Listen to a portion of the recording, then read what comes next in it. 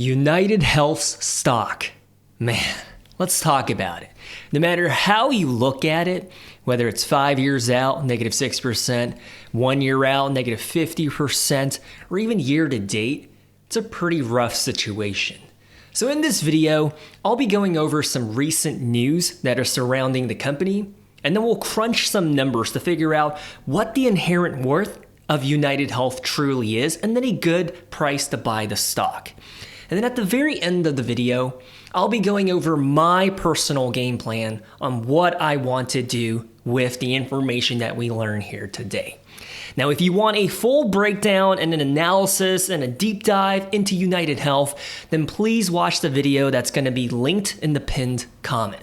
Without further ado, let's go ahead and get into it. By the way, my name is Amos, the Dividend Guy, aka Dividend Compounders with Cheese. I'm glad you're here, and hopefully from this video you can learn a thing or two. So right off the bat, the Wall Street Journal. United Health confirms Civil and Criminal Justice Department probes.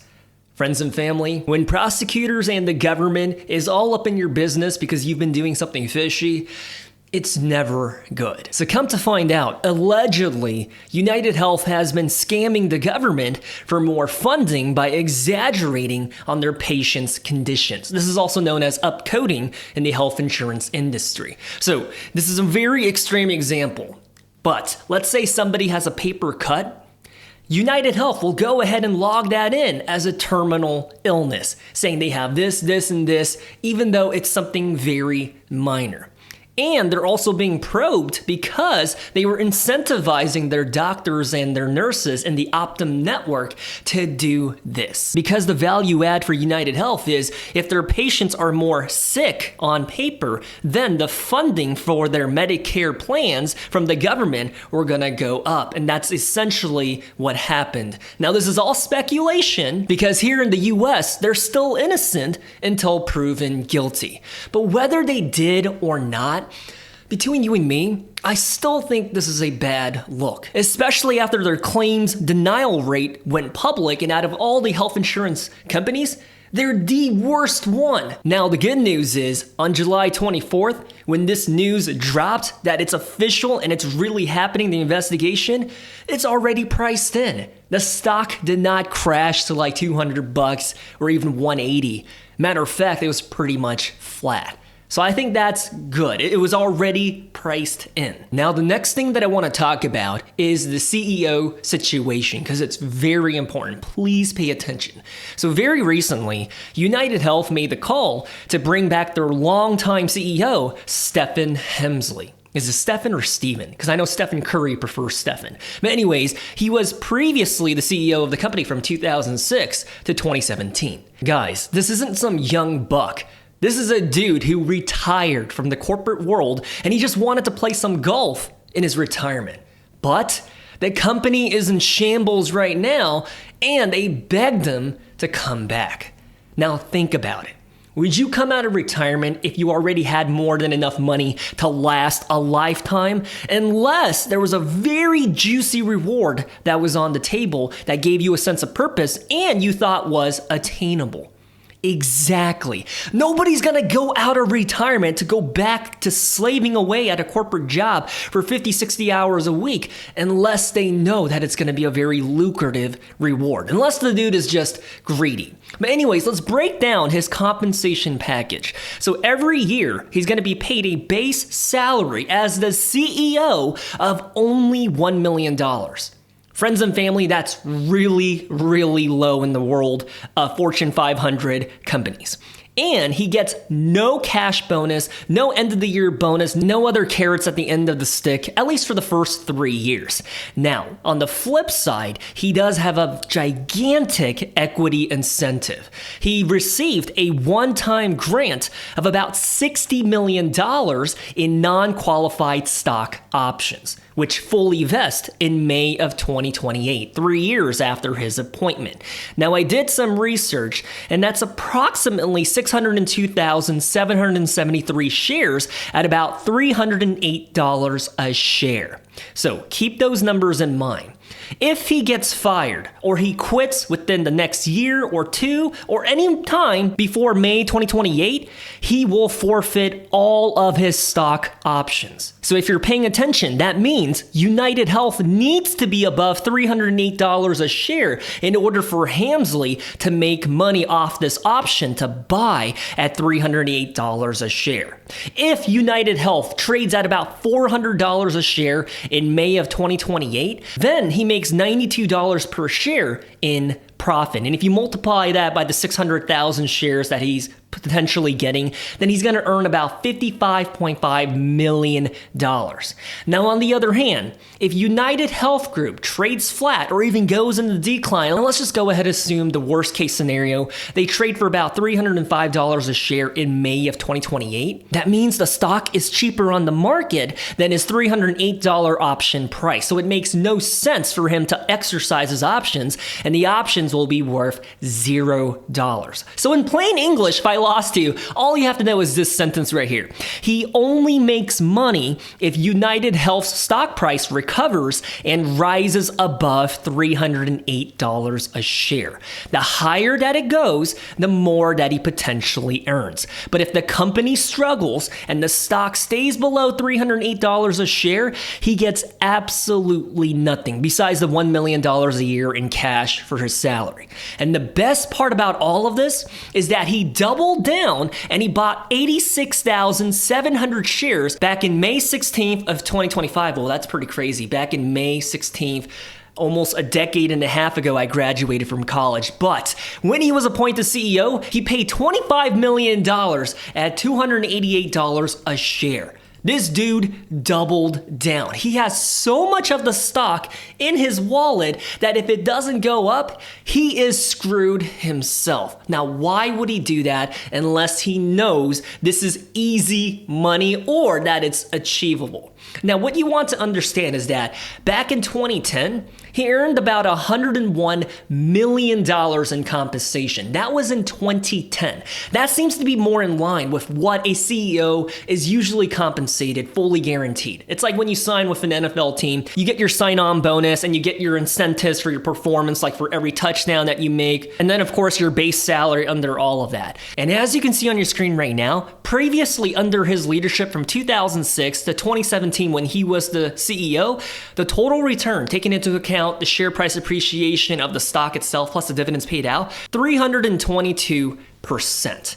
Friends and family, I absolutely love this setup. If Hamsley wants to get paid, the company has to rebound.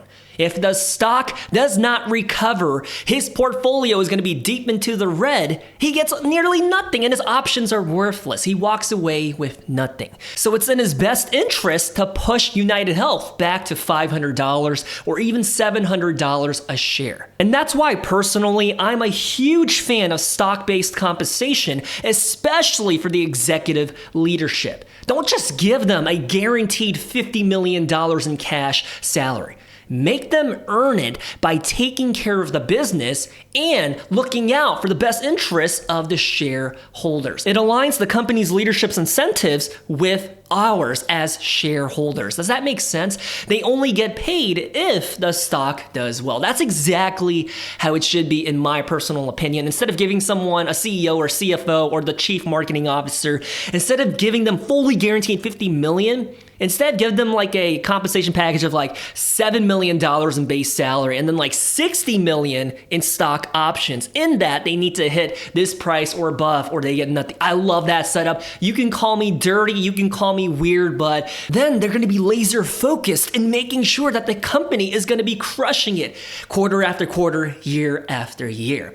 Just my personal opinion. I know it's very unpopular, but whatever. Now we're going to move on to calculating an intrinsic and an inherent worth for United Health Group. And before we even look at the numbers, I just want to say my disclaimer. I think everybody understands that United Health is undervalued right now. However, I truly do not think it makes any sense to calculate an intrinsic valuation for them using their free cash flow or the dividend discount model. Because those numbers, they're going to spit out a share price that's absolutely unrealistic given their hostile external environment and market sentiment. Like, yes, we know that they're on paper should be like $700 a share, but that's just not going to be the case because the discounted cash flow analysis model and the dividend discount model, they don't take into account the market sentiment. Everybody is kind of like icky towards United Health right now. The politicians, the consumers, the regulators, everybody is literally just kicking them right in the ribs. And of course, it also doesn't make any sense to use the multiples valuation because every single one of their peers and competitors, they all have crushed PE ratios, which implies that the inherent worth of United Health is disgusting, which isn't true at all. So on one extreme end, they're super inflated in their price points. And on the other end, it's like, oh, they're really ugly and disgusting and smelly. Neither one of them is true. So how do we actually calculate an inherent worth price for them?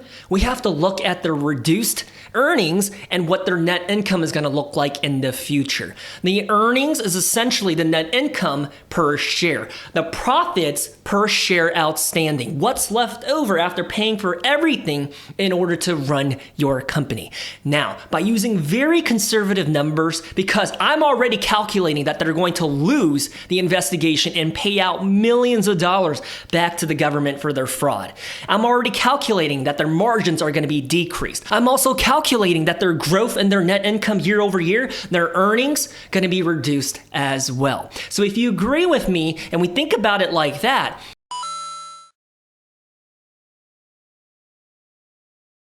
then, with their projected earnings per share for this year, it's going to be $22 a share. And if their PE ratio stays at around what it is right now at about a 14, then by the end of the year, United Health should realistically be around $312 a share, which about like a month ago, they did hit that price point. Now, in a best case scenario, if the investigation says, hey, they're clean, they smell like soap, their butthole is absolutely clean like they use the bidet, and then their PE moves up to 20 because more and more people are buying into them than selling out of them and their market cap goes right back up, then by the end of the year, they should be in a very bullish scenario, be $446 a share. Now with the assumption that their earnings per share of $22 is only gonna grow by 6% year over year, and it's gonna be $23.66 for fiscal year 2026, then I think that United Health should realistically be about $350 if the stock market continues to hate on and to suppress their stock price of a 15 PE ratio, 354. In a bullish scenario, $500 a share. Now, if we repeat this process and we make our way towards 2028, I'm thinking that they should be back up and running after about 2.5 years of having pain and negative market sentiment. They should be back up to almost hitting double-digit growth numbers.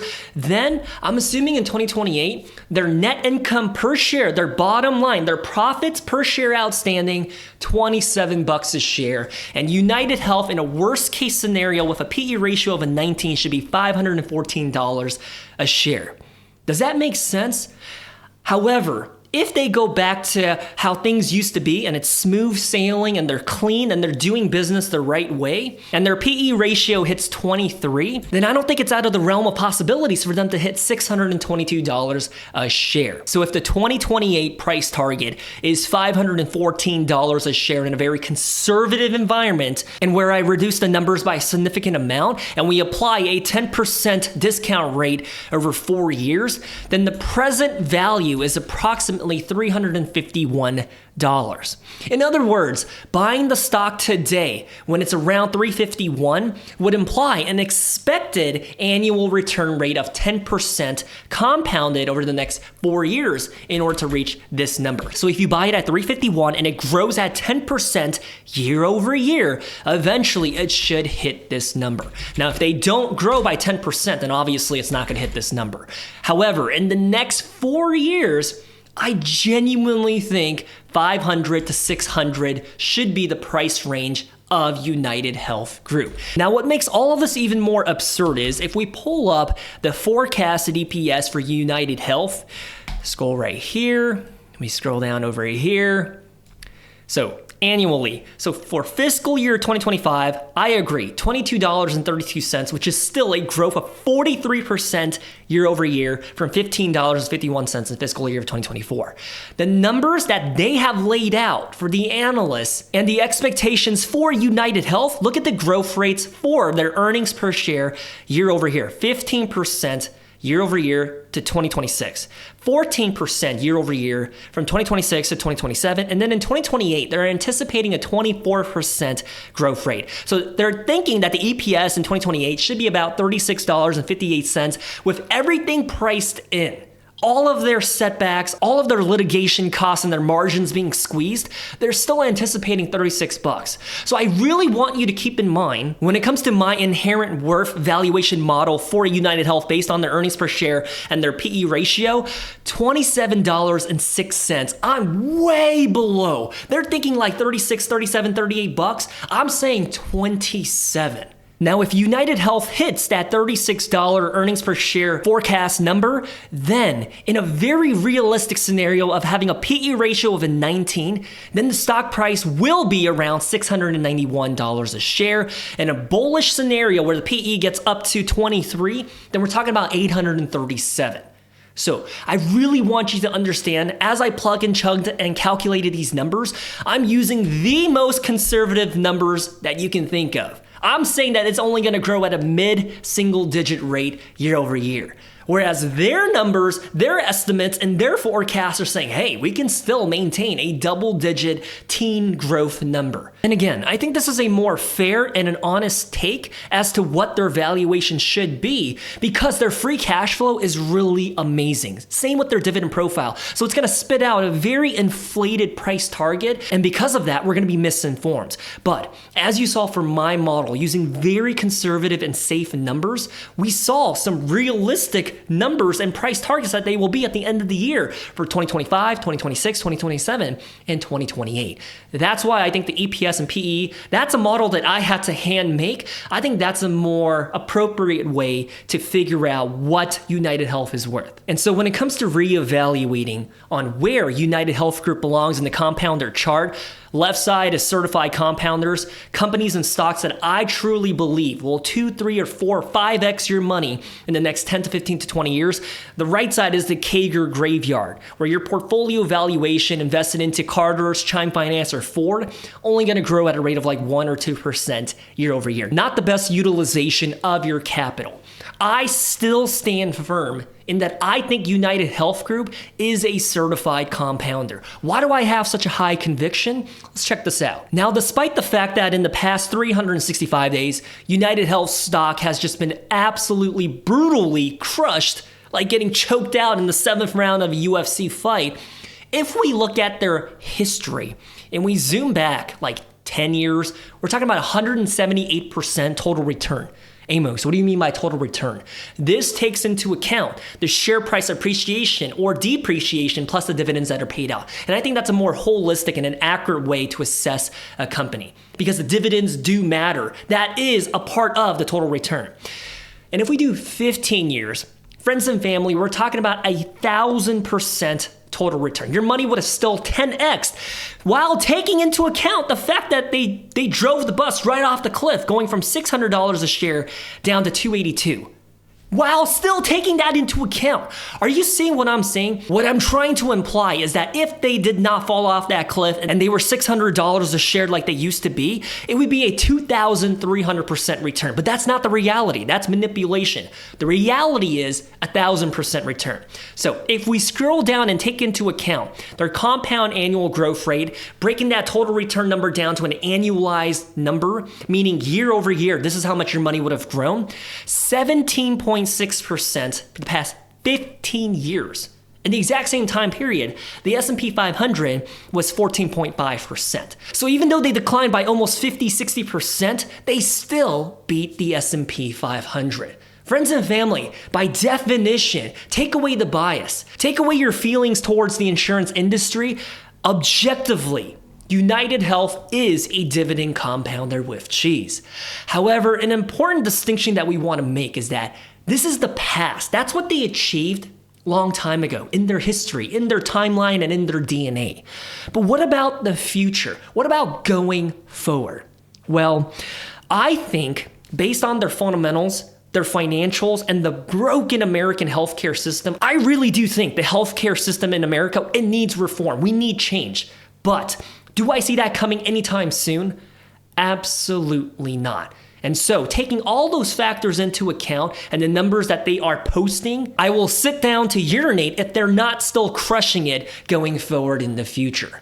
Now, the caveat is, in the next year or two or maybe three, maybe not. They might be posting numbers that are slightly muted than before. However, I think with the transition and the next incoming presidential administration in 2028, 2029, I think things will go back to normal for them. So that's an awesome way for us to segue into my game plan when it comes to United Health. If you can't tell by the name of this YouTube channel, I like to buy into dividend compounders with cheese. A dividend compounder, in essence, is a company, a stock, that will turn your initial investment into them and amplify it by 2x, 3x, or even 5x in a matter of XYZ years because they're crushing their fundamentals, they're excelling in their operations, and their economic moat is just as wide as your ex-wife's waist. And the reason why I like dividend compounders is that they print cash. They tend to be reliable, and if we're going to be honest with one another,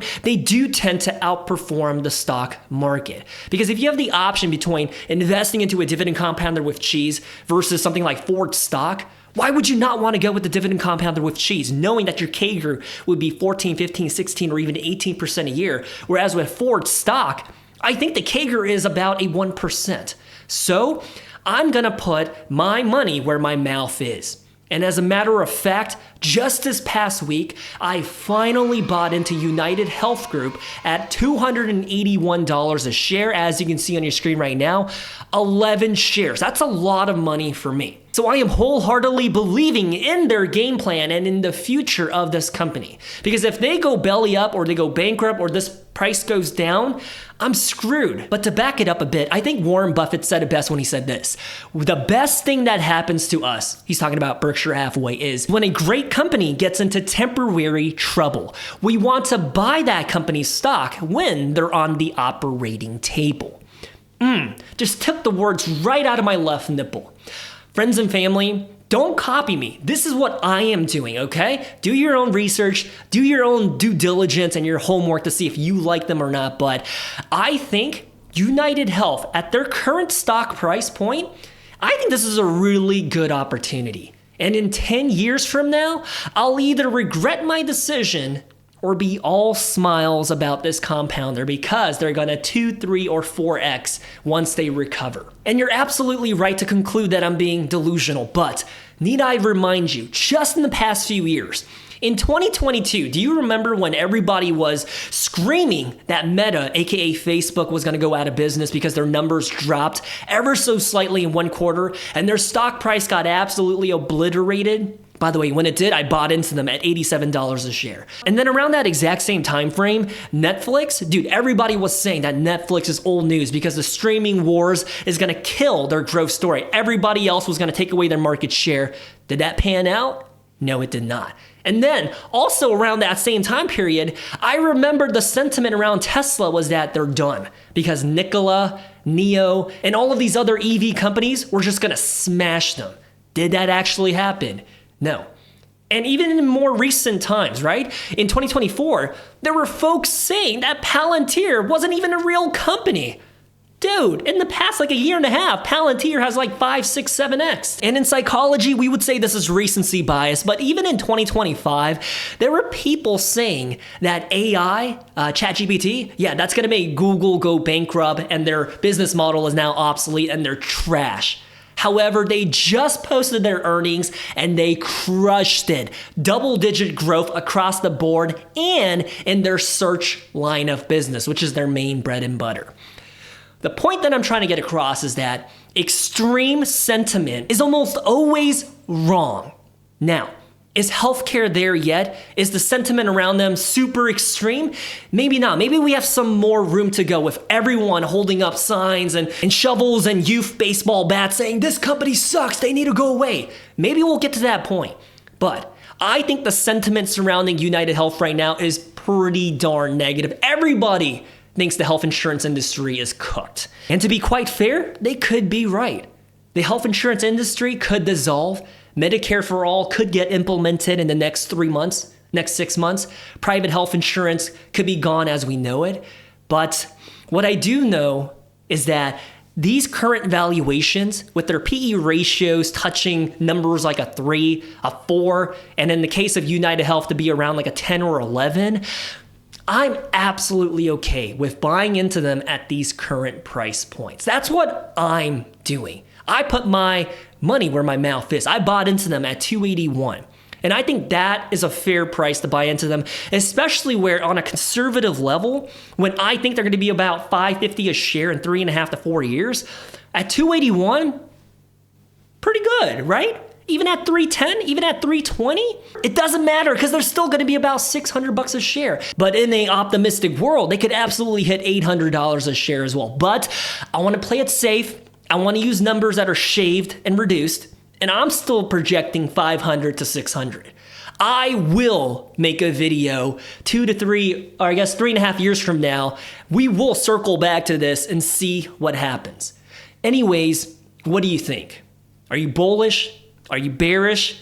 How do you feel about United Health? What's your game plan? I told you mine. I am showing you a screenshot of what transpired. Let's talk about it. Anyways, I love you guys. Stay safe. Good luck in the stock market, and I will talk to you next time. Peace.